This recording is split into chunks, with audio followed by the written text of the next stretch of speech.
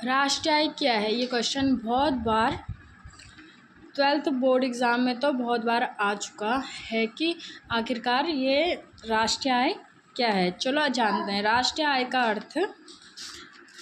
का अर्थ किसी देश में एक निश्चित समय अवधि, आमतौर पर 1 वर्ष, आमतौर माना जाए तो 1 वर्ष में उत्पादित सभी वस्तुओं और सेवाओं के मौद्रिक मूल्य को राष्ट्रीय आय कहते हैं। मतलब जो 1 वर्ष के अंतर्गत किसी भी देश के अंदर जो वस्तु और सेवा उत्पादित की गई है उससे कितना मौद्रिक धन प्राप्त हुआ वो राष्ट्रीय आय कहलाती है। तो सरल शब्दों में समझने की कोशिश करेंगे तो राष्ट्रीय आय से पता चलता है कि देश ने 1 साल में कुल कितना उत्पादन किया और उस उत्पादन से लोगों को कितनी आय मिली।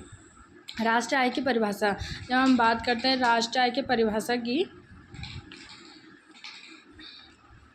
राष्ट्रीय आय उस कुल मौद्रिक मूल्य को कहते हैं जो 1 वर्ष में देश के भीतर उत्पादित अंतिम वस्तु और सेवाओं का होता है। तो मैं उम्मीद करती हूँ कि आपको राष्ट्रीय आय के जो परिभाषा होती है वो समझ में आ गई होगी। चलो अब हम बात करते हैं कि राष्ट्रीय आय को मापने के प्रमुख तरीकों के बारे में। ठीक है, तो इसके प्रमुख होते हैं 3 तरीके। कितने तरीके होते हैं दोस्तों?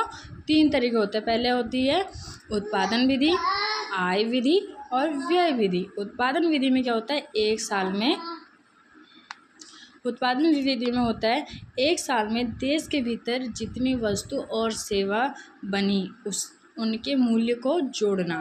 मतलब 1 वर्ष के अंदर किसी भी देश में अगर 1 वर्ष में कोई भी वस्तु है सेवा बन रही है उसके मूल्य, मतलब वो कितने मूल्य में बन रही है, इसको जोड़ना। और आय विधि के अंतर्गत आ जाता है आय विधि, उत्पादन से प्राप्त सभी लोगों की आय, वेतन, लाभ, किराया, ब्याज आदि को जोड़ना, उससे बोलते हैं आय विधि के अंतर्गत आ जाता है ये सब। और व्यय विधि यानी व्यय, जो खर्च किया जाता है देश के नागरिकों द्वारा वस्तु और सेवाओं पर किया गया कुल खर्च जोड़ा जाता है। ये राष्ट्रीय आय को मापने यानी राष्ट्रीय आय का हम पता इन 3 तथ्यों यानी 3 तरीकों से लगा सकते हैं कि आखिरकार राष्ट्रीय आय को मापने की 3 तरीके कौन कौन से हैं, 3 तरीके प्रमुख तरीके कौन कौन से हैं। अब हम राष्ट्रीय आय के महत्व को जानने की कोशिश करेंगे कि इसका महत्व क्या है, राष्ट्रीय आय क्यों जानी जाती है, इसे इतना महत्वपूर्ण क्यों माना जाता है। तो राष्ट्रीय आय का महत्व, ठीक है, यह देश की आर्थिक प्रगति